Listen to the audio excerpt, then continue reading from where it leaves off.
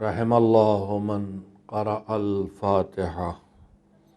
بسم اللہ الرحمن الرحیم، الحمد للہ رب العالمین، الرحمن الرحیم، مالک یوم الدین، ایاک نعبد و ایاک نستعین، اهدنا الصراط المستقیم، صراط الذین انعمت علیہم غیر المغضوب علیہم ولا الضالین۔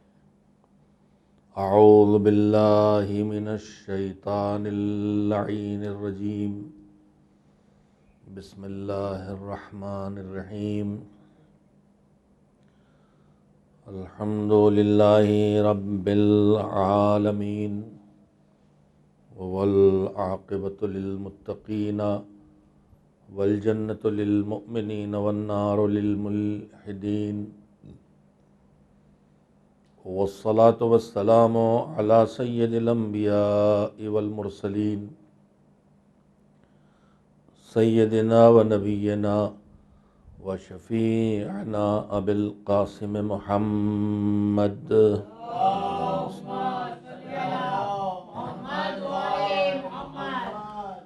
و آلہ الطیبین الطاہرین المعصومین المظلومین، واللعنۃ الدائمۃ الباقیۃ علی اعدائہم اجمعین من الآن الی یوم الدین۔ اما بعد فقد قال اللہ سبحانہ وتعالی فی کتابہ المبین وہو اصدق الصادقین وقولہ الحق۔ بسم اللہ الرحمن الرحیم۔ ومن یطع اللہ ورسولہ ویخشى اللہ ویتقہ فاولئک هم الفائزون۔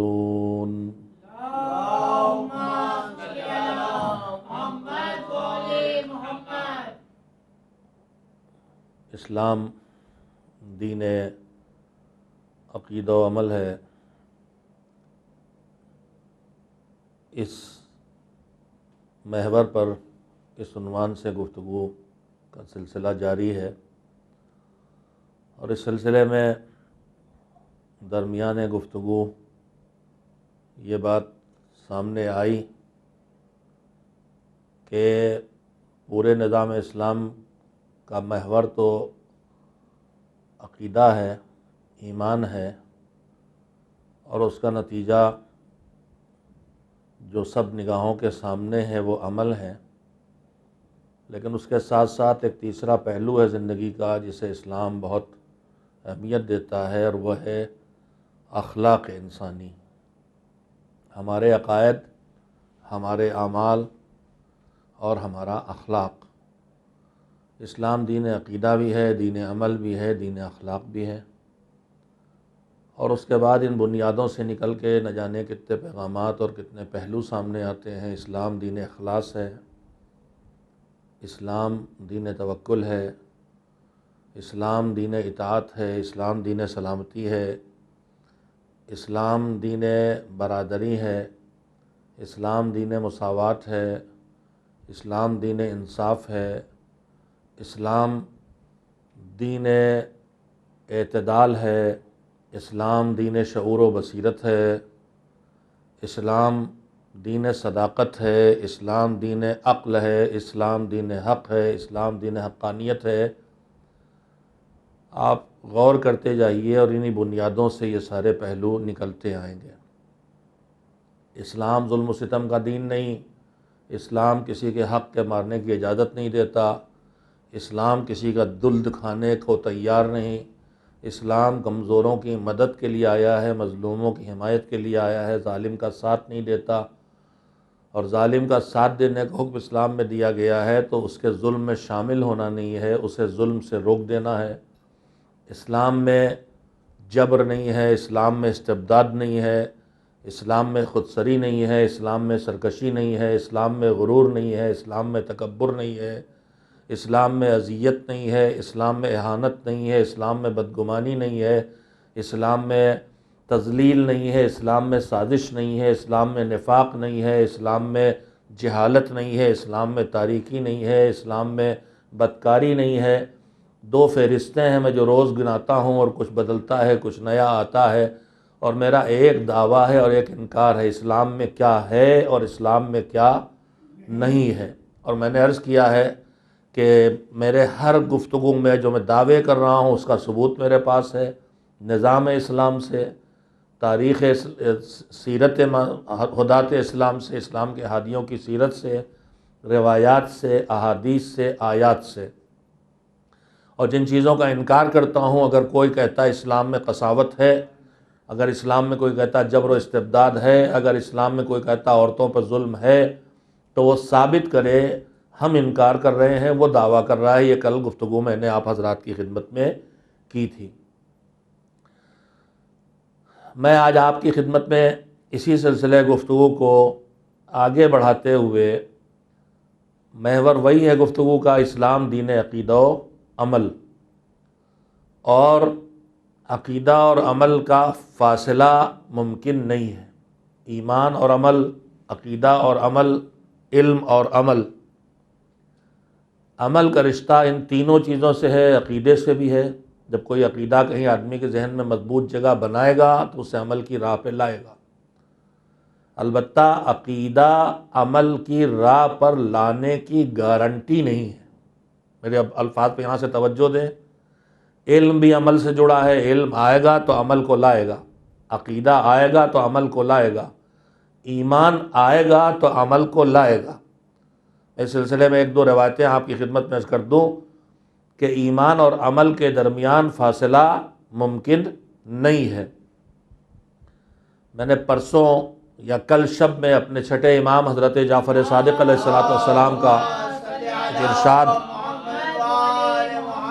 آپ کی خدمت میں پیش کیا تھا کہ ایمان ہے دعویٰ، میں مانتا ہوں، میں اللہ کو مانتا ہوں، نبی کو مانتا ہوں، قرآن کو مانتا ہوں، قیامت کے عقیدے کو مانتا ہوں، امامت کو مانتا ہوں۔ اور جب آدمی دعویٰ کرتا ہے تو پھر اسے اس کا ثبوت دینا پڑتا ہے۔ کفر ہے انکار، میں نہیں مانتا، میں محمد کو نہیں مانتا صلی اللہ علیہ وسلم، میں عیسیٰ کو نہیں مانتا علیہ السلام، میں خدا کا نہیں مانتا۔ جو کہہ رہا ہے میں نہیں مانتا، اس سے کسی دلیل نہیں مانگی جائے گی، تم نہیں مانتے ہو تو ثابت کرو کہ تم نہیں مانتے ہو۔ جو کہہ رہا میں مانتا ہوں، اس سے دلیل مانگی جائے گی کہ خدا کو مانتے ہو تو ثابت کرو، رسول کو مانتے ہو تو ثابت کرو۔ تو امام نے فرمایا، میں باتیں دہراتا اس لیے ہوں تاکہ ذہنوں میں جگہ بنا لیں اور زندگی میں اپنا اثر دکھائیں۔ اگر ہم آپ دعوے دار ہیں، ہم شیعہ ہیں، ہم حسینی ہیں، ہم مولائی ہیں، ہم اثنا عشری ہیں، ہم اہل بیت کے محب ہیں، ہم اہل بیت کے چاہنے والے ہیں، ہم مسلمان ہیں، ہم مومن ہیں، ہم عزادار ہیں، ہم حسینی ہیں، ہم جعفری ہیں، ہمارے پاس ڈھیروں دعوے ہیں، تو پھر امام کہہ رہے ہیں کہ دعویٰ زبانی کافی نہیں ہوتا، دعوے کا ثبوت دینا پڑتا ہے۔ اگر تم مولائی ہونے کا دعویٰ کر رہے ہو تو اس کا ثبوت دو، جعفری ہونے کا دعویٰ کر رہے ہو تو ثبوت دو، حسینی ہونے کا دعویٰ کر رہے ہو تو ثبوت دو، مسلم ہونے کا دعویٰ کر رہے ہو تو ثبوت دو، مومن ہونے کا دعویٰ کر رہے ہو تو ثبوت دو۔ اور دعوے جتنے کرو گے جو ایمان سے جڑے ہوں گے، ان سارے دعووں کے ثبوت کا نام ہے عمل۔ اگر دعویٰ ہے موحد ہونے کا، مسلم ہونے کا، تو سجدہ اس کا ثبوت ہے۔ اگر دعویٰ ہے خدا کو ماننے کا تو عبادت اس کا ثبوت ہے۔ اگر دعویٰ ہے صاحب ولایت و امامت، اقرار امامت و ولایت کا کہ میں امامت والا ہوں، میں ولایت والا ہوں، تو اس کا دعویٰ ہے ان کی اطاعت کا۔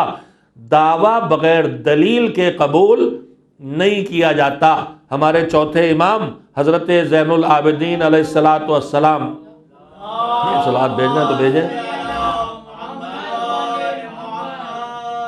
سنیں میرے جوان سنیں، چوتھے امام نے فرمایا، وہ چوتھے امام کہ جو نہ ہوتے اور ان کی خدمات نہ ہوتی تو کربلا کا اتنا بڑا واقعہ، اتنا بڑا حادثہ جس کا اہتمام نہ جانے کب سے تھا، خلقت کائنات کے ابتدائی مرحلوں سے، وہ کربلا کا واقعہ وہیں کربلا میں دفن ہو گیا ہوتا۔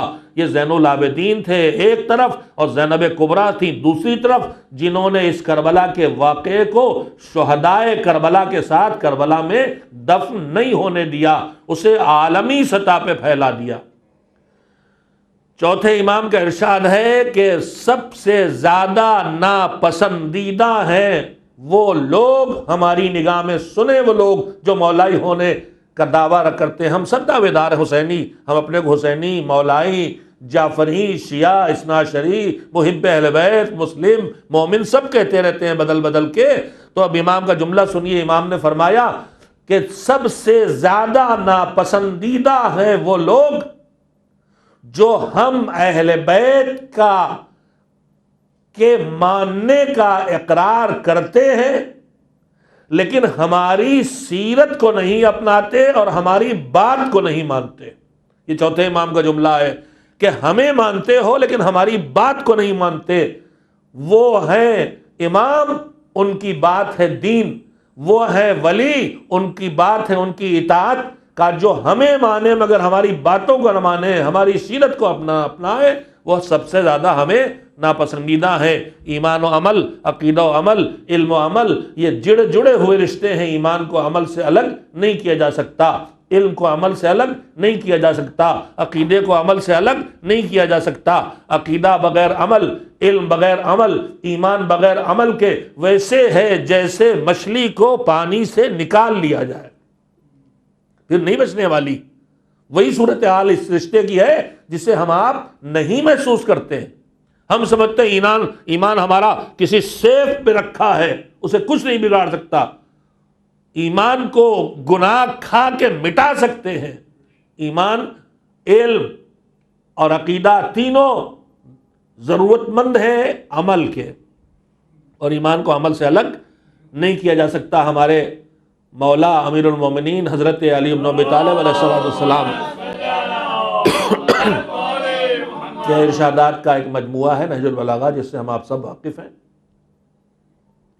اس کے علاوہ آپ کے کلمات قصار جو نہج البلاغہ میں بھی آپ کے چھوٹے چھوٹے سینٹنس جملے ہیں جو بہت ہی کم الفاظ میں بڑے بڑے پیغامات اس میں چھپے ہوئے ہیں. نہج البلاغہ کے 3 پارٹ ہیں، خطبے ہیں، خطوط ہیں مولا کے، اور اس کے بعد چھوٹے چھوٹے جملے ہیں جو کلمات قصار کے نام سے جانے جاتے ہیں. اس کے علاوہ مولا کی ایک کتاب اور ہے، ایک عالم گزرے ہیں آمودی، اور انہوں نے کتاب مرتب کی ہے، مولا کے چھوٹے چھوٹے جملوں کو جمع کیا ہے.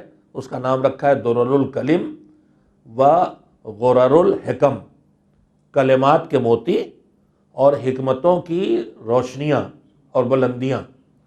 اور اس میں کلمات مولا جمع کی ہیں. اس میں ایک جملہ ہے، برسوں پہلے نظر سے گزرا تھا، آج غور کرتے ہوئے یاد آ گیا. میں چاہے مومنین کو سنا دوں، سننے پہ راضی ہو چاہے راضی نہ ہو، صلوات تو بھیج ہی دیجیے.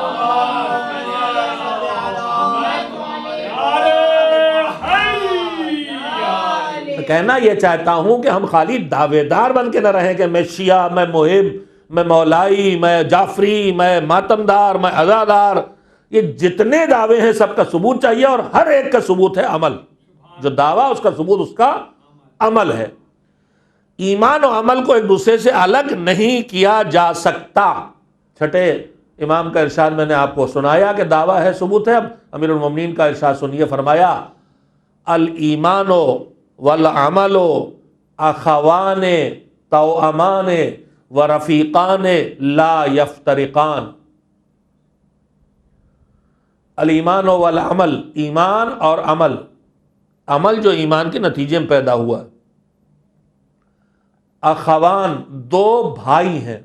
اخ واحد ہے، اخوان اس کا انگلش میں تثنیہ، اردو میں تثنیہ نہیں ہوتا، عربی میں 3 ہوتے ہیں، ایک سنگولر اور ایک پلورل سے پہلے، بیچ میں تثنیہ واحد، تثنیہ جمع. ایک کے لیے عربی میں الگ لفظ ہے، 2 کے لیے الگ لفظ ہے، اور 3 اور اس سے زیادہ کے لیے الگ ہے، وہ جمع کہلاتا ہے. اخوان 2 بھائی، الایمان والعمل 2 بھائی ہیں. لیکن کون سے بھائی؟ ایک لفظ اس میں بڑھایا مولا نے، خالی 2 بھائی نہیں کہا، توأمان، جڑواں. اور پھر فرمایا ورفیقان، اور ایمان اور عمل 2 دوست ہیں.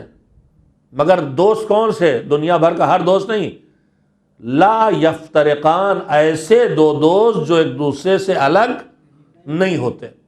صاحب نہج البلاغہ کا جملہ ہے، ہم آپ بچپن سے سنتے ہیں کہ قرآن کریم کے بعد عظمتوں میں بلاغت کا اعلیٰ ترین معیار نہج البلاغہ ہے. یعنی ان کی گفتگو میں نہ کوئی ایک لفظ فاضل آئے گا، نہ کوئی لفظ کہیں کم رہ جائے گا، جتنے الفاظ درکار ہیں اتنے ہی الفاظ استعمال ہوں گے۔ تو جو بات مولا نے یہاں کہی ہے، دونوں جگہ ایک لفظ بڑھایا، کیا یہ کہتے تو ہم نہ سمجھ پاتے کہ ایمان اور عمل دو بھائی ہیں اور دو دوست ہیں، دونوں جگہ ایک لفظ بڑھا دیا۔ اخوان دو بھائی ہیں مگر دونوں بھائی کون سے؟ جڑواں والے۔ اور دو دوست ہیں، دونوں بھائی کون سے؟ دونوں دوست کون سے؟ ایک دوسرے سے الگ نہ ہونے والے۔ بھائی بہن ہم جانتے ہیں جڑواں بھی ہوتے ہیں، چھوٹے بڑے بھی پیدا ہوتے ہیں۔ جڑواں میں ایک آتا ہے، دوسرا آتا ہے۔ دوست وہ بھی ہوتے ہیں جو زندگی بھر دوستی چلتی ہے، اور دوست وہ بھی ہوتے ہیں جن کی زندگی میں دوستیاں نہیں چلتی، ٹوٹ جاتی ہیں۔ تو دوستیوں کی دو قسمیں ہیں، زندگی بھر دوستی چلنے والی دوستی اور ٹوٹ جانے والی دوستی۔ بھائی بھی دو طرح کے ہوتے ہیں، الگ الگ پیدا ہونے والے، ساتھ پیدا ہونے والے۔ مولا نے دو لفظ بڑھائے کہ اگر آپ ذرا سے غور کریں تو ایک پیغام سامنے آئے گا جو مولا ان دو لفظوں کے ذریعے بھیجنا چاہتے ہیں۔ دیکھیے، ہر چیز کے دو کنارے ہیں، ایک ہے ایک آغاز شروع ہونا، اور ایک ہے اختتام خاتمہ ختم ہونا۔ میری زندگی شروع ہوئی، میری زندگی دنیا میں ختم ہوگی، ہمیشہ کے لیے نہیں ختم ہوگی، دنیا میں ختم ہوگی۔ مجلس شروع ہوئی، مجلس ختم ہوگی۔ اب ایمان اور عمل کا رشتہ پہچانوانے کے لیے مولا نے دو مثالیں دیں، بلا ضرورت نہیں دی ہیں۔ ایک مثال دی بھائی کی، ایک مثال دی دوست کی۔ بھائی کی مثال کیا بتا رہی ہے؟ بھائی والی مثال وہ بتا رہی ہے جو دوست والی مثال نہیں بتاتی، اور دوست والی مثال وہ بتاتی ہے جو بھائی والی مثال نہیں بتاتی۔ امام نے کہا ایمان اور عمل دو بھائی ہیں، تو بھائی ساتھ ساتھ ہوتے ہیں، بھائیوں محبت ہوتی، بھائی دوسرے سے الگ نہیں ہوتے، سب کچھ ہے۔ لیکن بھائی بالعموم ایک پہلے آتا ہے، ایک بعد میں۔ اب بھائی ہیں تو بھائی رہیں گے، اب ان کا بھائی ہونا ختم نہیں ہو سکتا۔ لڑ جائیں، بھڑ جائیں، کچھ کر ڈالیں، مگر یہ نہیں کہ لڑ گئے لہذا بھائی نہیں رہے، بھائی تو رہیں گے۔ لیکن اگر دوست لڑ جائیں آپس میں تو دوست نہیں رہ جاتے، دشمن ہو جاتے۔ بھائی اللہ کا بنایا رشتہ ہے، یہ ٹوٹنے والا نہیں ہے۔ بھائی بھائی رہے گا، چاہے لڑے، چاہے بھڑے، چاہے مار کاٹ کرے، کچھ کرے، اور کرے گا تو جہنم جائے گا۔ جو کرے گا وہ جہنم جائے گا، اور دونوں کریں گا اللہ کہے گا دونوں تم جہنم واصل ہو، مجھ سے مطلب نہیں۔ میں جملوں کو بار بار دہراتا ہوں اور دہراتا رہوں جب تک ہمارے معاشرے میں ایک دوسرے کو چھوڑ دینے کی بیماری چلتی رہے گا۔ بہت جلدی ایک دوسرے کو چھوڑ دیتے ہیں، ہم نے ان کو چھوڑ دیا، بہن نے بہن کو، بھائی نے بھائی کو، رشتوں نے رشتوں کو بہت جلدی چھوڑ دیتے ہیں۔ رسول اللہ صلی اللہ علیہ وسلم کی خدمت میں ایک شخص آیا، اپنے چچا زاد بھائی کی شکایت کی، دسیوں بار میں پڑھ چکا ہوں اور پڑھتا رہوں گا جب تک معاشرے سے مصیبت نہیں ختم ہوگی، ایک رشتوں کو توڑنے کی، رشتوں کو چھوڑنے کی مصیبت۔ ہم رشتوں کو چھوڑ کے جانتے ہیں کیا مصیبت بول لیتے ہیں۔ رسول اللہ خدمت میں آج چچا بھائی کی شکایت کی اور کہا کہ میں بہت جوڑ کے رکھا، بہت جوڑ کے رکھتا، منتے ہی نہیں۔ میں نے بھی اب طے کر لیا۔ رسول اللہ نے کیا طے کیا ہے؟ کہا جیسے انہوں نے ہم کو چھوڑا ہے ویسے ہم ان کو چھوڑیں گے۔ تو حضور نے فرمایا اذن یرفضکم اللہ جمیعا، تم بھی ان کو چھوڑو گے، وہ تو پہلے ہی تمہیں چھوڑ چکے ہیں، تم بھی ان کو چھوڑو گے تو اللہ تم سب کو چھوڑ دے گا۔ تو میں اپنی بہنوں سے جو چھوڑنے کے ایکسپرٹ ہیں اور چھوڑانے کے ایکسپرٹ ہیں ان سے کہنا چاہوں گا، نہ اپنی بہنوں کو چھوڑیے اور بھائیوں کو، اور نہ اپنے شوہر کے بھائی بہنوں اور ماں باپ کو چھوڑوائیے، جوڑے رکھیے تاکہ اللہ سے جڑی رہیے۔ آپ انہیں چھوڑوائیں گے اللہ آپ کو چھوڑے گا، آپ انہیں توڑیں گے اللہ آپ کو توڑے گا۔ آپ کا توڑا جڑ سکتا ہے، اللہ کا توڑا پھر جڑ نہیں سکتا ہے۔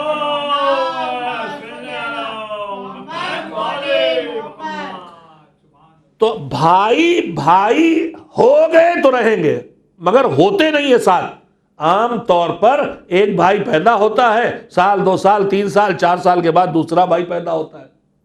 تو اگر حضور امام یہ کہتے کہ ایمان اور عمل 2 بھائی ہیں تو ہم کہتے ٹھیک تو ہے، ایمان آئے گا 10-20 سال کے بعد، 2-4 سال کے بعد عمل بھی کریں گے۔ ابھی بس اللہ ایک کہیں گے، نماز 4 سال بعد پڑھیں گے۔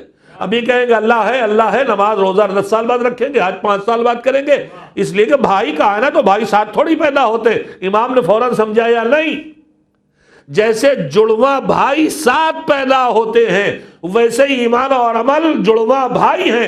ایمان آئے گا تو بغیر عمل کے نہیں آئے گا، یعنی آغاز ہوگا تو ساتھ ساتھ ہوگا۔ ہم نے کہا اچھا ٹھیک ہے، جڑواں بھائی ساتھ پیدا ہو یہ تو ہے ضروری، مگر ساتھ مرے یہ تو ضروری نہیں۔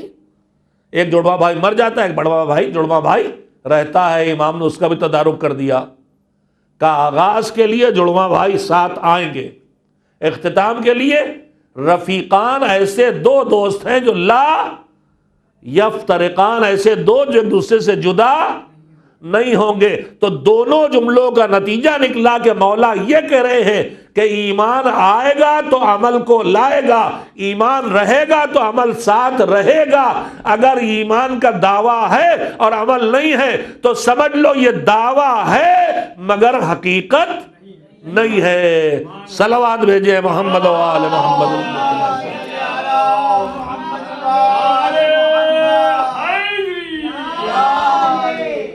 ایمان و عمل کا یہ پکا رشتہ، یہی علم و عمل کا بھی رشتہ ہے، یہی رشتہ عقیدہ و عمل کا ہے۔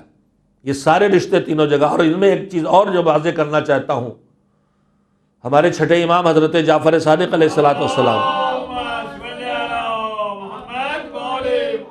کے جملے اور ایک اپنے پیغمبر حضرت رسول اکرم صلی اللہ علیہ وسلم کے ارشاد کے سہارے حضور نے مثال دی، حقیقت کو بیان کیا امام نے اور اس کی مثال دے کے سمجھا گئے رسول اللہ۔ امام نے فرمایا کہ علم جب آتا ہے تو یحتف بالعمل، میں نے کسی جانکاری حاصل کی، دین کو سیکھا، دین کی باتیں سیکھی، تو العلم یحتف بالعمل، علم آتا ہے تو عمل کو آواز دیتا ہے۔ اگر علم کے آنے پر عمل کو پکارتا ہے، اگر عمل نے لبیک کہی اور جیسا علم وہی عمل بھی ہو گیا۔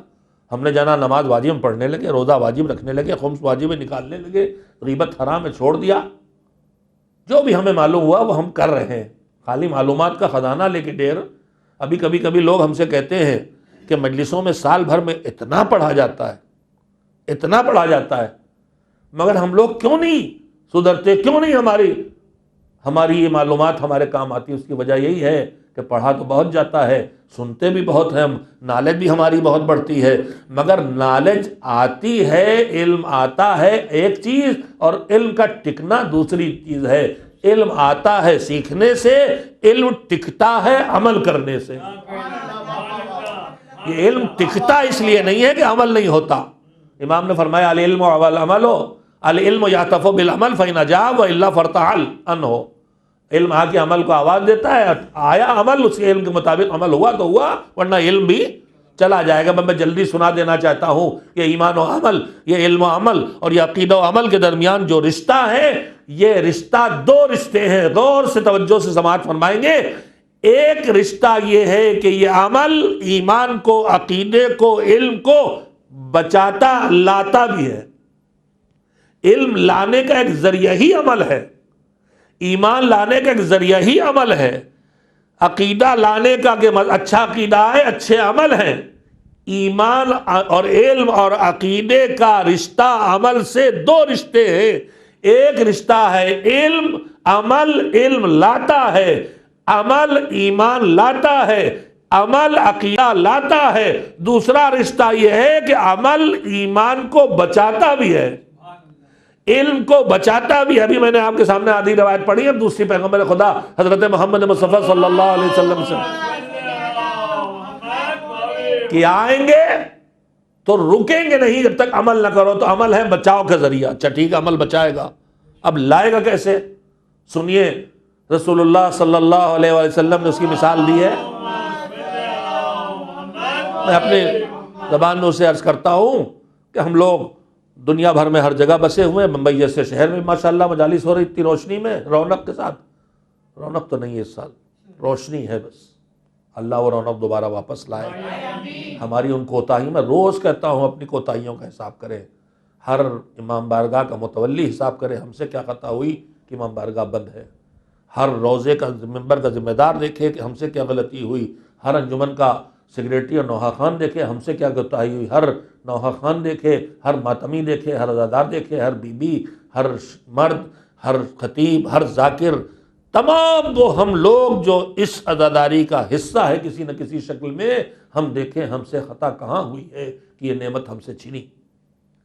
اتنی نعمتیں ہم سے چھن گئیں، ٹھیک ہے اللہ نے اس کی جگہ اپنے کرم سے ہمیں دوسری نعمتیں عطا کر دیں، آن لائن عزاداری ہو رہی وسیع پیمانے پر، مگر اس کی اپنی خصوصیات اور برکات ہیں، اور اس کی اپنی خصوصی مومنین کا جمع ہونے کی جو برکات ہیں وہ برکات تبھی حاصل ہو سکتی ہیں جب فرش اعضاء پہ آ کے ہم بیٹھیں اور سنیں۔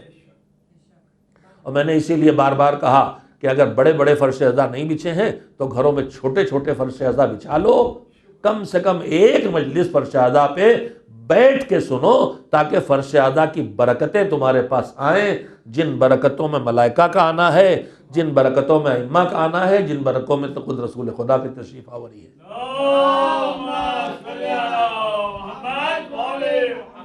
لیکن ہر جگہ مومنین ہیں، اس وقت بھی علماء خطبہ ذاکرین دنیا بھر میں پھیلے ہوئے ہیں۔ ہمارے یو پی میں بجلی بار بار جاتی ہے، اندھیرا ہو جاتا ہے، اب گھوپ اندھیرا ہو گیا، بجلی چلی گئی، ہمیں کام ہے کچھ، ہم اپنے کمرے سے دوسرے کمرے میں نکل کے جا رہے ہیں، بارش کا موسم ہے، ابھی آندھی بھی آئی ہے، ادھر سے کچھ ٹوٹ کے گرا، ادھر سے کچھ ٹوٹ کے گرا، اتفاق سے پڑوسی کے ہاں مجھے جانا ہے، کوئی ضروری کام ہے، اب پتہ نہیں ہے جو گملے لکھے تھے گھروں پہ ان میں کوئی گرا ہوگا، کوئی درخت کوئی ٹوٹا ہوگا، کوئی شاخ ٹوٹی ہوگی، کوئی بجلی کا تار ٹوٹا ہوگا، راستہ نہیں معلوم، اندھیرا پھیلا ہوا۔ ہم نے ہاتھ میں نکالا اپنا موبائل، اس کی لائٹ جلائی، اب جو لائٹ جلائی تو موبائل کے لائٹ کے دائرے میں ایک راستہ مجھے دکھائی دینے لگا، اس راستے پہ میں نے دیکھ لیا کہاں پہ تار ہے، کہاں پہ لکڑی ہے، کہاں پتھر ہے، کہاں صحیح ہے، کہاں کیچڑ، کہاں پانی، کہاں ٹھیک ہے، لیکن اس کے آگے پھر اندھیرا ہے،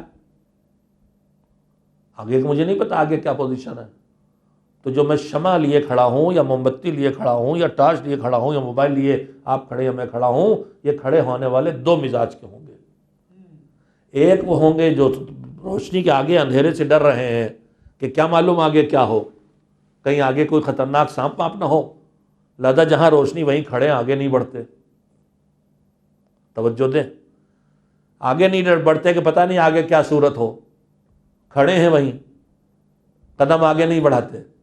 اور ایک وہ ہے کہ اس نے کہا جتنا دکھائی دے رہا یہ تو صاف ہے، اس پہ تو قدم بڑھائیں آگے، تو جو آگے کے اندھیرے سے ڈر کی جتنی روشنی اس میں بھی قدم نہیں بڑھاتے وہ وہیں کھڑے رہیں گے زندگی بھر، لیکن جنہیں جتنی روشنی دکھائی دے رہی اس میں قدم بڑھائیں گے تو جیسے ہی ہم نے ایک قدم آگے بڑھایا روشنی ایک قدم اور آگے بڑھ گئی، ہم نے قدم آگے بڑھایا روشنی قدم آگے بڑھ گئی، بس بے عمل گمراہی کی تاریکی سے ڈر کے کھڑا رہتا ہے اور باعمل اپنے ایمان کی روشنی میں آگے بڑھ کے منزل نجات تک پہنچ جایا کرتا ہے۔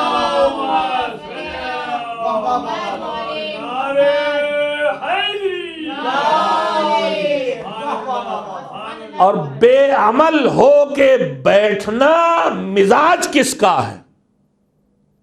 آپ جیسے مجلسی مجمع کو اشارے کافی ہیں، جب نکالا گیا تھا مردود اپنی حرکتوں کی وجہ سے جنت سے، کون مردود؟ مردود اول، یہ اور بات ہے کہ اس کے بعد اس نے اپنے سے بڑے مردود کھڑے کر دیے، مگر اپنے زمانے کا بڑا وہی تھا۔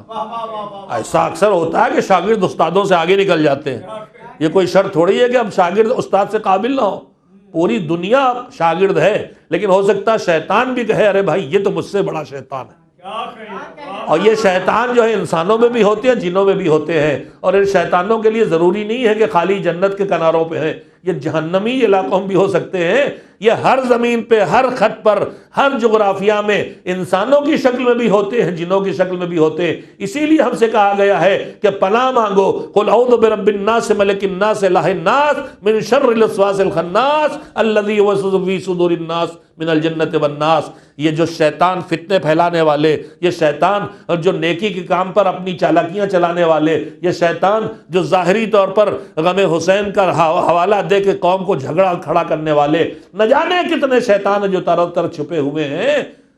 ابھی میں نے کل ہی ایک بہت قیمتی بات پڑھی، مجھے یاد آ گئی، صلوات بھیجے تو آپ کی خدمت میں۔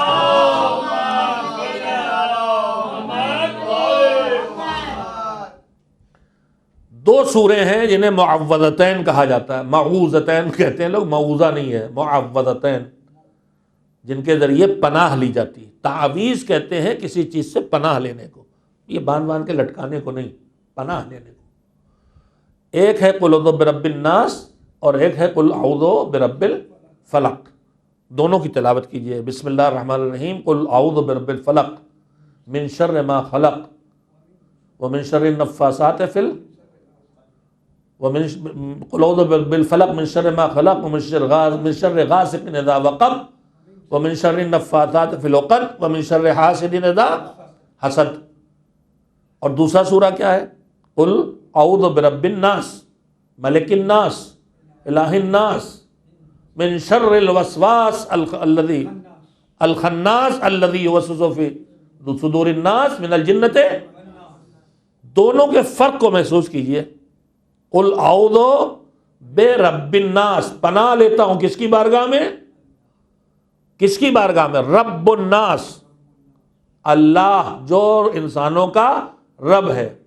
قل اعوذ برب الناس، اللہ کی بارگاہ میں جو رب ہے ایک. ملک الناس، رب بھی ہے، ملک اور مالک اور بادشاہ اور صاحب اقتدار بھی ہے. پھر تیسرا کیا ہے؟ الہ الناس، جو انسانوں کا الہ اور پروردگار بھی ہے، معبود بھی ہے. تو یہاں پناہ لی اللہ سے، مگر اللہ کے تذکرے 3 بار کیے. توجہ دے.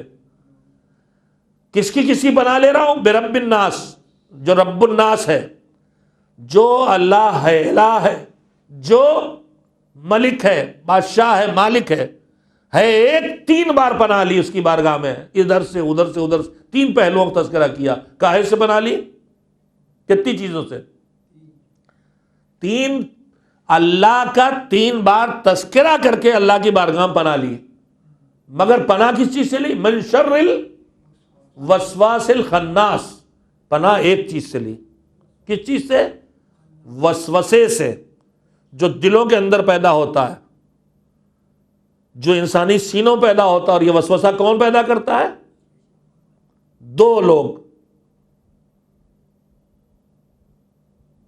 من الجنت، جن بھی پیدا کرتے ہیں وسوسہ دلوں میں، ورغلاتے، ابھارتے، اور انسان بھی کرتے ہیں.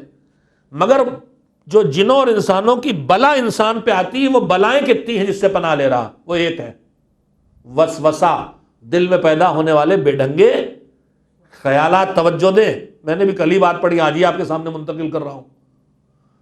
تو یہاں پر ایک بلا ہے جس سے پناہ لے رہا، اور وہ ہے وسوسہ. دل کے اندر سے برے برے ذہن و دماغ میں خیالات پیدا ہونا. یہ وسوسہ پیدا کرتا ہے یا شیطان انس یا شیطان جن. سورہ فلق میں کاہے سے پناہ لی؟ بسم اللہ الرحمن الرحیم. قل اعوذ برب الفلق. کس کی بارگاہ پناہ لی؟ رب الفلق. صبح کے پاؤ پھٹنا جسے کہتے ہیں، صبح نمودار ہونا. صبح نمودار کرنے والے رب کی قسم، بس ایک. قل اعوذ برب پناہ لیتا ہوں کس کی بارگاہ میں؟ صبح نمودار کرنے والے کی. وہاں کس کی لی تھی؟ 3 بار پناہ کی بات کی تھی. یہاں کتنی بار ہے؟ قل اعوذ برب الفلق. پھر تو اب بے نہیں آیا نا. کاہے سے؟ من شر ما خلق، اس کی مخلوق کے شر سے. ایک ہو گیا مخلوق کا شر. مخلوق کوئی بھی ہو، اس کا شر کچھ بھی ہو، سب آ گیا. سارے شر آ گئے سمٹ کے. ایٹم بم بھی آ گیا، کورونا بھی آ گیا، پیدائشی آ گیا، بنایا ہوا آ گیا، محلے کے بھائی بھی آ گئے، کمیونٹی کے دادا بھی آ گئے. سب من شر ما خلق. مگر ایک ہی چیز نہیں ہے جس سے پناہ. اور کون چیز؟ اگلی آیت کیا ہے؟ وَمِن شَرِّ غَاسِقٍ، راتوں میں چپکے سے آ کے ستانے والے. میں اپنی زبان آسان سے بول رہا ہوں. یہ دوسری چیز ہو گئی. پھر تیسری چیز کیا ہے؟ وَمِن شَرِّ النَّفَّاثَاتِ فِی گروہوں میں پھونکنے والیاں. ہاں مزہ آ گیا. میں نے یہی آیت پڑھ کے ترجمہ پڑھا تھا بہت زمانہ پہلے ماہ رمضان میں. تو ایک میڈم بگڑ گئی بری طرح. ہم نے کہا بھائی اس میں یہ جو جادو ٹونے کا کیس ہے، پھونکا پھاکی کا، اس میں اللہ نے پھونکنے والیاں کہا ہے، پھونکنے والے نہیں کہے ہیں. بہت بری طرح بگڑ گئی. دوسری خاتون نے سمجھایا بھائی جاؤ اللہ سے لڑو، مولوی کیا کرے. ہائی یہ من شر النفاسات، یہ تانیث ہے، مؤنث ہے، ورنہ نفاسون ہوتا پھونکنے والوں. مگر پھونکنے والے ہیں ہی نہیں، ہم تو پھکوانے والے ہیں. من شر، میں اپنی بہنوں سے خاص کر کہہ رہا ہوں اس لیے کہ بیماری میں مسلسل دیکھتا ہوں. اہل بیت کا در جسے نصیب ہو وہ باباؤں اور گنڈوں، تعویذوں اور جالیوں پہ جائے. اس سے زیادہ بد نصیب کون ہے؟ کہاں جاتے ہو ان جادو ٹونے والوں باباؤں کے پاس؟ کہاں جاتے ہو جھاڑ پھونک والوں کے پاس؟ یہ اپنی بوتل کا پانی تمہیں پلا پلا کے اس سے کمائی کر رہے ہیں، اور تم جو ہے اہل بیت کا در چھوڑے ان گنہگاروں، ان مکاروں کے پاس جا رہے ہیں جو دھوکے کے علاوہ کچھ نہیں کر رہے ہیں۔ ان کے پاس جاؤ جن کو لبوں کو حرکت بھی نہیں دینا پڑتی، خالی انگلی کا اشارہ کرتے ہیں تو مٹی کی دیوار سونے کی ہو جاتی ہے۔ یہ پھونکنے والیوں کی بات آ گئی تو میں تھوڑا اپنی بہنوں سے کہہ لوں، تم کہاں جاتی ہو ان گنڈے تعویذ والوں کے پیچھے، ان اعمال بتانے والوں کے پیچھے؟ ان میں کہاں وہ طاقت ہے کہ تم اگر یہ سدھار سکتے تو خود سدھرے ہوتے۔ یہ سڑک پہ فٹ پاتھ پہ یہ بابا 420 کر کے بکرا مرغا نہ مانگ رہے ہوتے، یہ آج تک تو تمہارے پیسوں کے محتاج ہیں، تمہیں کیا غنی بنائیں گے، تمہارا کیا جان۔ ایک مصیبت ہے، کوئی بندھن لگا ہے کھول دیجیے جب مصیبت ہے، کوئی باندھ نہیں لگا، باندھ خالی تمہاری بے دینی کا لگا ہے، تالا تمہاری بے دینی کا لگا ہے۔ نمازیں تم قضا کرو، خمس تم نہ نکالو، حجاب تمہارے سر پہ نہ آئے، تمہارے میاں بدماشیاں کرتے پھرے، تنگ کرتے پھرے، باندھ کچھ نہیں لگا، روک وہ کچھ نہیں لگی، روک تمہارے اپنے اعمال کی ہے۔ اتنی کڑوی اور کوئی سنائے کبھی نہیں، میٹھی کر لیجیے صلوات سے۔ میں اپنی بہنوں سے یہ کہنا چاہتا ہوں، یہ سب توہمات ہے۔ اسلام دین عقیدہ و عمل ہے، اسلام دین عملیات نہیں، دین خرافات نہیں، گنڈے تعویذ کا دین نہیں ہے، جدول بنانے کا دین نہیں ہے۔ 36 72 73 سبحان اللہ ماشاءاللہ رحمان یاسین، جو اس جاہل کی سمجھ میں آیا خاکہ بنایا، آپ کو پکڑا لیا، آپ گھروں ہو کر چلے آئے۔ کسی عالم سے آج تک دیکھا ہے تک، کسی عالم کی کتاب میں دیکھی آج تک یہ چیزیں؟ مگر پیچھے پڑے ہوئے ہیں۔ یہ بیماری خواتین سے مخصوص اس لیے کہا من شر النفاثات فی العقد، گرہوں میں پھونکنے والیوں کے شر سے پناہ لیتا ہوں۔ تو کہے سے پناہ لی؟ قل اعوذ برب الفلق، پناہ کہاں لی؟ اللہ کی بارگاہ میں۔ مگر ایک ہی بار کہا۔ ناس والے سورے میں کتنی بار تھا؟ 3 بار۔ اللہ سے پناہ، اللہ سے پناہ، اللہ سے پناہ، مگر رب الناس، ملک الناس، الہ الناس، اور یہاں بس برب الفلق۔ جو رب الفلق کہہ کے ایک کے بارگاہ پناہ لی تو کہے سے پناہ لی؟ من شر ما خلق، اس کی مخلوق میں جہاں جہاں شر ہے سب سے بنا ہو گیا کام۔ مگر اس شر کے اندر زیادہ شر ہے تو الگ سے، وہ من شر غاسق اذا وقب، رات کی تاریکیوں میں چھپ چھپ کے بدماشیاں کرنے والوں کے شر سے پناہ۔ وہ پھر سے من شر النفاثات فی العقد، اب خاص پورے من شر ما خلق کے دائرے میں تو سب آ گیا، جادو ٹونا اور پھونکا پھاکی اور حسد سب آ گیا، مگر یہ اتنے خطرناک ہے کہ ان کا الگ سے تذکرہ کیا گیا۔ وَمِن شَرِّ النَّفَّاثَاتِ فِي الْعُقَدِ، گرہوں پھونکنے والیاں، وَمِن شَرِّ حاسد، حاسد کے شر سے پناہ مانگتا ہوں۔ تو 4 چیزوں سے پناہ مانگی، رات اللہ کی مخلوق کے شر سے، رات کی تاریکیوں میں فتنہ پھیلانے والے، گرہوں پہ پھونکنے والیاں اور حاسد۔ ان چاروں کا شر کتنا بڑا ہو سکتا ہے سوچ لیجئے۔ مگر یہ بڑا شر بھی اللہ اس کی کہتا پناہ لو، میں ایک بار ہمیں کہہ دو کہ پاؤں پھٹنے کی صلاحیت جو صبح نمودار کرتا اس رب کی قسم ہو گئی بات۔ سورہ ناس میں کتنی چیز سے پناہ ہے؟ صرف ایک چیز سے پناہ ہے، میں نے محنت کی بھی، آپ سے لی بھی ہے، صرف ایک چیز سے پناہ ہے۔ کہا سے من شر الوسواس الخناس، وسوسہ جو اندر سے پیدا ہوتا ہے، خناس یہ جھکیانا پنا، جھک پنا، یہ بددماغی بدخواہی، یہ جو اندر سے پیدا ہوتی ہے، وسوسہ جو اندر سے پیدا ہوتا ہے، اور اس کو پیدا کون کرتا ہے؟ لوگوں کے دلوں میں، یا جن یا انسان۔ ایک برائی ہے وسوسہ، مگر وسوسے سے پناہ لے رہا اللہ کی بارگاہ میں 3 بار کہہ کے۔ اب وہ 4 برائیاں ہیں، پورے شر دنیا بھی اس میں شامل، حاسد بھی، پھونکنے والیاں بھی، پھر بھی اللہ کی بنا میں ایک بار جاتا ہے، یہ بتانے کے لیے کہ دیکھو دنیا میں جتنے شر پھیلے ہوئے ہیں ان میں سب سے خطرناک شر ہے تمہارے اندر کا وسوسہ۔ اس وسوسے سے اللہ کی بارگاہ میں پناہ لے لو تو تم نجات یافتہ ہو جاؤ گے۔ دن رات ہمارے ذہن و دماغ وسوسوں کا شکار رہتے ہیں، اور ان وسوسوں کے نتیجے میں آدمی غلط راہوں پہ جاتا ہے۔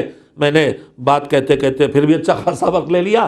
میں کہہ رہا تھا ایمان و عمل، عقیدہ و عمل اور علم و عمل کا رشتہ وہ ہے کہ ان کو ایک دوسرے سے الگ نہیں کیا جا سکتا۔ ایمان آئے گا تو عمل لائے گا، جتنا کمزور ایمان ہوگا اتنی بے عملی ہوگی، جتنا مضبوط ایمان ہوگا اتنا ہی عمل آگے بڑھتا جائے گا اور اطاعت کا جذبہ آگے بڑھتا چلا جائے گا۔ اب باقی جو باتیں کہنا ہے کل انشاءاللہ کہوں گا، چند قیمتی باتیں جو آپ سے کہنا چاہتا ہوں۔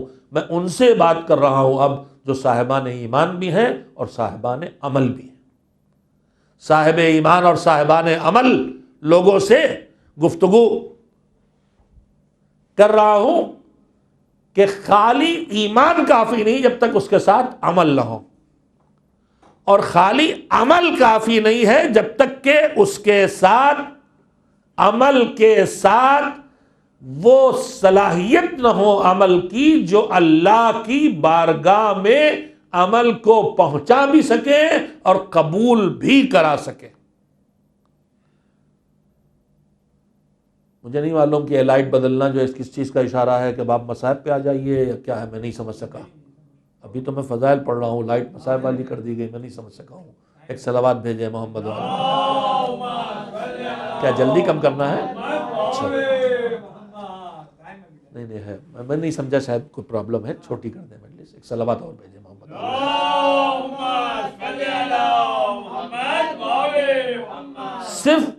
صرف ایمان کافی نہیں، عمل ضروری، مگر صرف عمل کافی نہیں۔ ہم اب میری گفتگو کل سے ان سے ہے جو باعمل قوم ہے۔ ہم آپ عزاداری کرنے بیٹھے ہیں، مجلس سن رہے ہیں، ماتم کر رہے ہیں، نوا کر رہے ہیں، یہ سب ہمارے اعمال ہیں جو عقیدہ ولایت و امامت کا نتیجہ ہے۔ مگر ان اعمال سے اگر ہم کچھ پانا چاہتے ہیں تو کیا، اور جو پانا چاہتے ہیں وہ کیسے پائیں، یہ دو باتیں ہیں جن کی طرف متوجہ کرنا چاہتا ہوں تاکہ ہماری محنتیں رائیگاں نہ جائیں۔ یہ بات میں اس لیے کہہ رہا ہوں کہ جس سے قرآن مجید میں ایک حکم صاحبان ایمان کو یہ دیا گیا ہے کہ یا ایھا الذین آمنوا قوا انفسکم واہلیکم نارا، اپنے گھر والے ایمان والوں، اپنے گھر والوں کو، اپنے آپ کو، سب کو جہنم سے بچاؤ، اپنوں کو، اپنوں کو جہنم سے بچاؤ۔ تو جیسے ہم سب کی ڈیوٹی ہے کہ ایک دوسرے کو، اور پھر یہ تو اپنوں کے لیے، فیملی کے لیے، دوسری جگہ کہہ دیا والعصر ان الانسان لفی خسر الا الذین آمنوا وعملوا الصالحات، سب گھاٹے میں ہے سوائے ان کے جو ایمان لائیں، اچھے کام کریں اور رکے نہ، اپنا ایمان سنبھالے، اپنا عمل سنوارے، رک نہ جائیں۔ تواصوا بالحق، پھر ایک دوسرے کو حق کا راستہ دکھائیں، وصیت کریں، حق کی راہ دکھائیں، حق کی تاکید کریں، اور مصیبتوں پر، احکام خدا کی اطاعت پر، حرام سے بچنے پر، واجب کو انجام دینے پر، مصیبتوں پر جو آدمی کو صبر اور برداشت کرنا پڑتا ہے، اس کی بھی ایک دوسرے کو تلقین کریں اور ایک دوسرے کو صبر کی راہ دیں۔ جیسے اس وقت ہمیں صبر کی ضرورت ہے، اپنے جذبات پہ صبر کی ضرورت ہے کہ ہم سے کوئی ایسا عمل صادر نہ ہو جو ہماری مذہب کو، ہماری عزاداری کو کے اوپر کسی طرح کا داغ بننے پائے۔ اس پر تو ترک اولا کا داغ بھی نہیں آنا چاہیے، عزاداری حسنین کا غم ہے۔ یہ کوئی ایسی چیز نہ ہے کہ عزاداری ایسا عزادار تیار کرتا ہے جو یوں جارحانہ روش اپناتا ہے، یوں جذباتی ہو کے بے قابو ہو جاتا ہے۔ تو میرے عزیزو، کل اور پرسوں انشاءاللہ جو 2 شبیں اس میں کوشش کروں گا کہ کوشش کی جائے کہ ہم ایک دوسرے کی حفاظت کا انتظام کریں، جیسے قرآن نے کہا خود بھی بچو جہنم سے، اپنوں کو بچاؤ۔ اور قرآن نے کہا کہ سب گھاٹے میں ہیں سوائے ان کے جو اچھے بنے، ایمان لائیں، اچھے انسان بنیں، اچھے کام کریں، اور دوسروں کو بھی حق کی راہ دکھائیں، حق کا راستہ چلوائیں، اور دوسروں کو بھی برائی سے بچنے کی صلاحیت دیں، مصیبتوں پہ صبر کی طاقت دینے میں تلقین کریں، مدد کریں۔ اور اسی طرح سے قرآن مجید میں تیسری جگہ ہم کو چونکایا گیا ہے، پیغمبر خدا حضرت محمد مصطفیٰ صلی اللہ علیہ وسلم سے خطاب ہے۔ فرمایا قرآن مجید میں پروردگار عالم نے قل هل ننبئکم بالاخسرین اعمالا الذین ضل سعیهم فی الحیاۃ الدنیا وهم یحسبون انہم یحسنون صنعا۔ اے پیغمبر آپ ان لوگوں سے کہیے، عالم اسلام سے، مسلمانوں سے، صاحبان ایمان سے، قرآن ماننے والوں سے، ان سے کہیے کہ خالی نمازی، روزے دار، عزادار، حاجی بن کے، ظاہر بن کے مطمئن نہ ہو جائیں، ہوشیار رہیں۔ ایک خطرہ ان کے لیے اور ہے، وہ کیا ہے؟ قل هل ننبئکم بالاخسرین اعمالا، ہم بتائیں کہ تمہارے درمیان یہ جو عمل کی دنیا میں ہو، باعمل لوگ ہو، نمازی، روزے دار، حاجی، ظاہر، خدمت گزار، نیکیاں کرنے والے، مہندی اٹھانے والے، ماتم کرنے والے، جلوس نکالنے والے، نیکی کا جذبہ رکھنے والے، ان سے کہا حل ننبئکم بالاخسرین اعمالا، تمہارے درمیان جو اپنے اعمال کی دنیا میں سب سے زیادہ گھاٹا اٹھانے والے ہیں ان کے بارے میں بتاؤں؟ یعنی ایمان کے بعد عمل کی منزل میں آ کے بھی آدمی گھاٹا اٹھا سکتا ہے۔ کون ہیں وہ لوگ؟ الذین ضل سعیہم فی الحیاۃ الدنیا، یہ وہ لوگ ہیں کہ جنہوں نے دنیا میں بہت کوششیں کی مگر ان کی کوششوں کا رخ غلط ہو گیا اور ان کی کوششیں راہ بھٹک گئی، دم لگاتے رہے، پیسہ لگاتے رہے، وقت لگاتے رہے، سب کرتے رہے مگر سارا زور ادھر لگاتے رہے جو فلاح کا رخ نہیں تھا، نجات کا رخ نہیں تھا۔ وہ سمجھے ہم ادھر دوڑ رہے ہیں جدھر ہم مرکز پہ پہنچ جائیں گے، ٹھکانے پہنچ جائیں گے نجات پہ، مگر ضل سعیہم فی الحیاۃ الدنیا وہم یحسبون انہم یحسنون صنعا، اور وہ یہ سمجھتے رہے کہ ہم بڑے اچھے کام کر رہے ہیں۔ لہذا ہمیں بعمل بننے کے ساتھ ساتھ چوکنا بھی ہونا ہے کہ ہمارے اعمال ضائع نہ جائیں، ہمارے اعمال خراب نہ ہوں۔ میں اس میں سے ایک جھلکی صرف آپ کو سناؤں کہ ہماری ساری کوششیں، مجلس، ماتم، تعزیہ داری، نماز، روزہ، خدمت خلق، چندہ، کار خیر، تعلیم میں مدد، بیماروں کی مدد، کمزوری کی مدد، یہ ساری چیزیں، ساری کوششیں خطروں کے درمیان ہیں۔ ان خطروں میں سے ایک خطرے کا نام ہے دکھاوا۔ مولا کائنات امیر المومنین حضرت علی بن ابی طالب علیہ السلام ایک جملہ ہے، میں جاتے جاتے سنانا چاہتا ہوں۔ آپ نے بچپن سے ایک تجربہ دیکھا ہوگا کہ جب کمرہ بند کر کے لیٹیں اور کھڑکیاں بند کر لیں اور تیز دھوپ نکلی ہو تو کھڑکیوں سے جو دھوپ کی دراز آتی ہے اس روشنی میں ذرے اڑتے دکھائی دیتے ہیں جو چمکتے ہیں۔ آپ انہیں چھونے جائیں تو چھوتے نہیں ملتے، انہیں پکڑنے جائیں تو بچپن میں بہت کوشش کی پکڑ لیں مگر نہیں پکڑ پائے، مگر دکھائی دیتے ہیں نا۔ وہ ذرہ جو ہے اس کی قیمت حیثیت پہچانیے، اس کو عربی میں کہتے ہیں ہباء منثور۔ ہبا وہ ذرہ، منثور بکھرا ہوا۔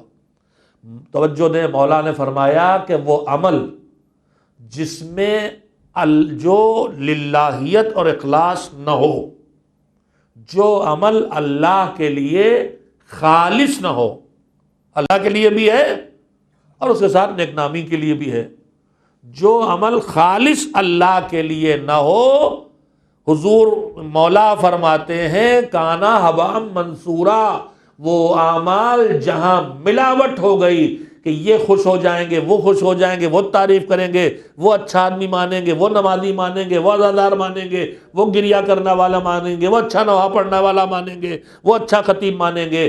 جہاں اللہ کے علاوہ کوئی آیا تو تمہارے یہ سارے اعمال ایسے بیکار اور سبک اور بے فائدہ ہو جائیں گے جیسے سورج کی کرن میں چمکتے ہوئے وہ ذرات دکھائی دیتے ہیں جن کا کوئی وجود نہیں ہوتا۔ ایسے سارے اعمال ضائع ہو جائیں گے۔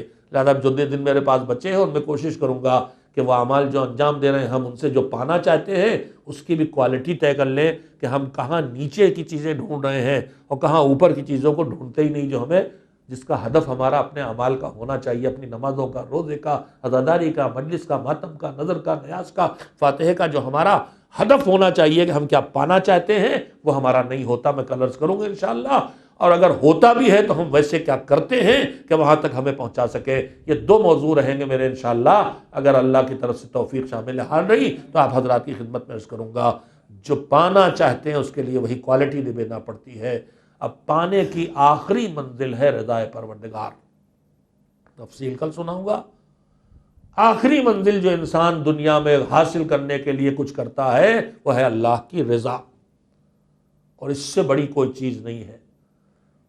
سید الشہداء جن کے غم کے لیے ہم یہاں بیٹھے ہوئے ہیں، انہوں نے میدان عرفات میں، عرفہ کے دن حج کے دوران میدان عرفات میں جو دعا پڑھی ہے، جو ہم 9 ذی الحجہ کو سب لوگ پڑھتے ہیں چاہے حج پہ جائیں چاہے نہ جائیں، اس طویل دعا میں اختتامی حصے میں مولا کا ایک جملہ ہے کہ ماذا وجد من فقدک، پروردگار جس نے سب کچھ پا لیا، نام بھی، عزت بھی، دولت بھی، اولاد بھی، سب کچھ پا لیا لیکن تجھے نہ پایا، اس نے کچھ نہ پایا۔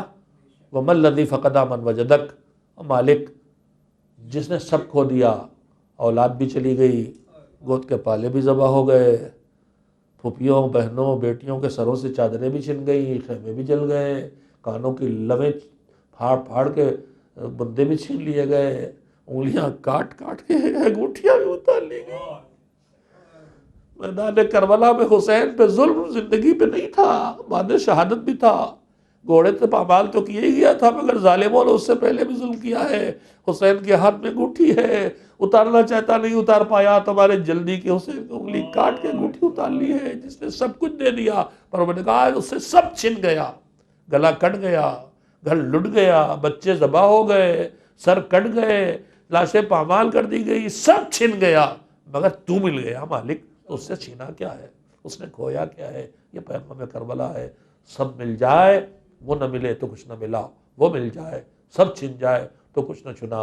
بھائی جذبے والے تھے تو پھر انہیں بے باکی تھی، ان میں جذبہ تھا دینے کا۔ ابو الفضل عباس جن کے غم منانے کے لیے آج کی تاریخ ہمارے بزرگوں نے معین کی ہے، شاید اس لیے کہ آج پیاس کا پہلا دن گزرا ہے، آج سے عباس کی کوششیں تیز ہو جاتی ہے، بار بار جاتے ہیں حملے کر کے پانی لانے کی کوشش، مگر پانی مل نہیں پاتا ہے۔ یہ عباس کون ہے؟ یہ وہ گود کے پالے جنہیں پالا ہی گیا تھا شہادت کے لیے۔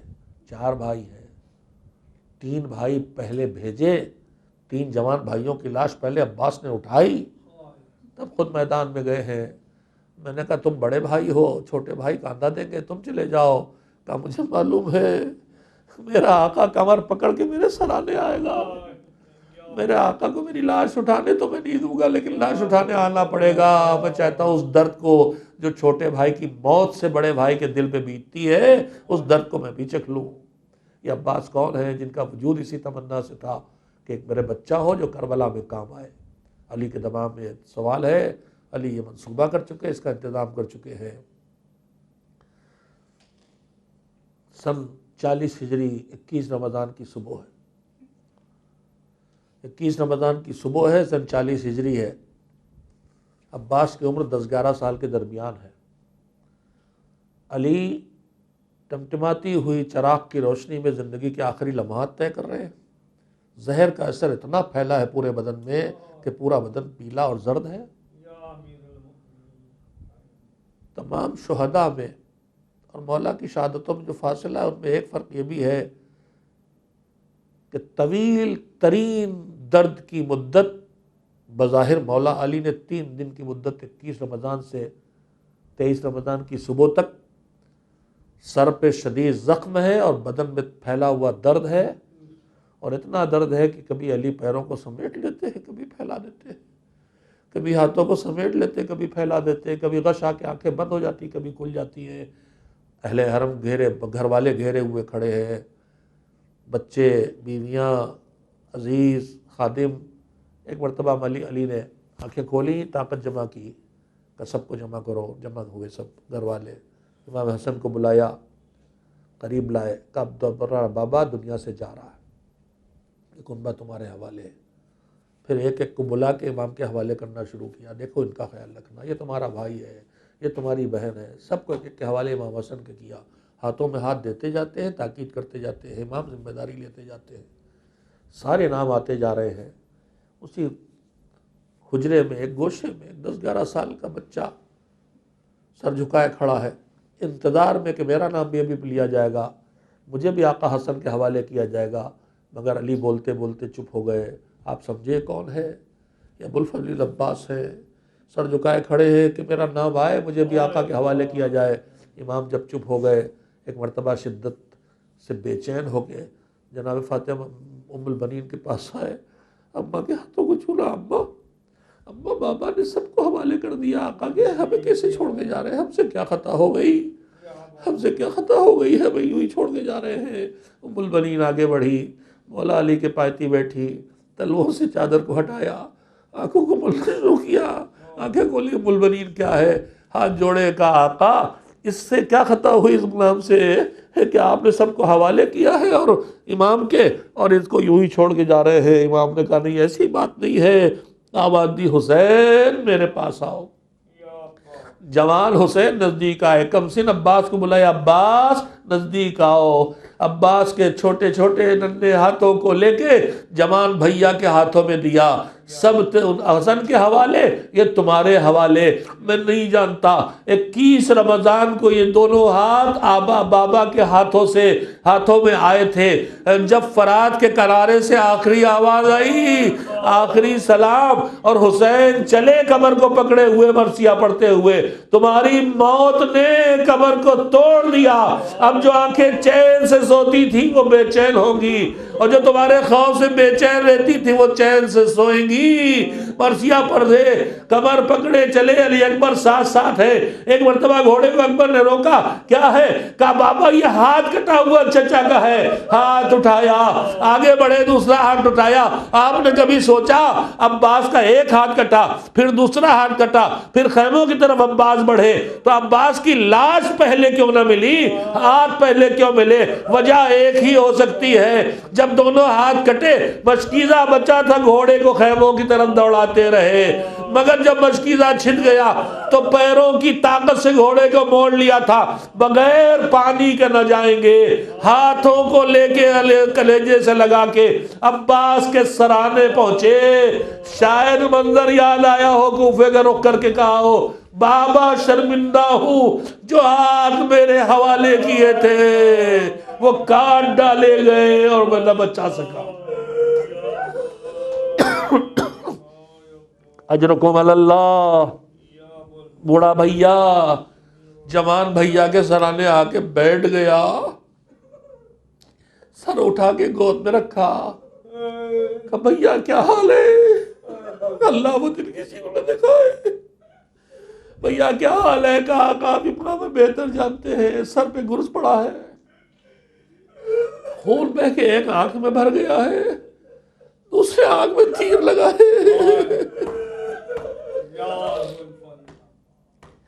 آنکھ کا تیر تو دیکھنے نہیں دے گا، مگر جو خون ہے اسے صاف کر دیجئے، جاتے جاتے آپ کی ایک زیارت کر لوں۔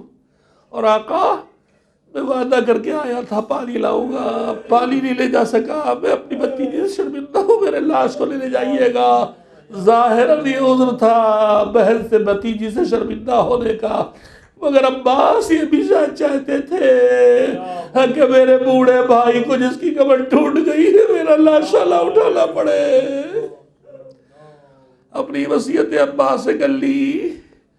حسین نے خون پوچھا، عباس نے بھیا کے چہرے کی زیارت کی۔ بچپن سے خطبہ سے سنتے آئے ہیں، چاہے کیفیت حال ہو چاہے تحریر ہو۔ ایک مرتبہ حسین نے کہا، میرے بھیا تم نے جو فرمائش کی میں نے پوری کر دی، تمہاری لاش کو آدھا کے درمیان چھوڑ کے بھی چلا جاؤں گا، تمہاری فرمائش پوری کروں گا، مگر میرے بھیا میری بھی ایک تمنا پوری کر دو۔ کہا آقا وہ تمنا کیا ہے؟ کہا میرے بھیا تم نے جب سے آنکھ کھولی مجھے آقا کہہ کے پکارا، کبھی بھائی کہہ کے نہیں پکارا، جاتے جاتے ایک مرتبہ بھیا کہہ کے پکار لو۔ عباس کے لبوں پہ آواز آئی، خویا میرے بھیا۔ جوان نے بھائی کے گود میں دم توڑ دیا، لاش کو چھوڑا، علم لے کے آئے، بچوں نے حلقے میں لے لیا، علم آیا ہے، علمدار نہ آیا۔ وَسَيَعْلَمُ الَّذِينَ ظَلَمُوا أَيَّ مُنقَلَبٍ يَنقَلِبُونَ أَلَا لَعْنَةُ اللَّهِ عَلَى الْقَوْمِ الظَّالِمِينَ۔ ماتم حسین۔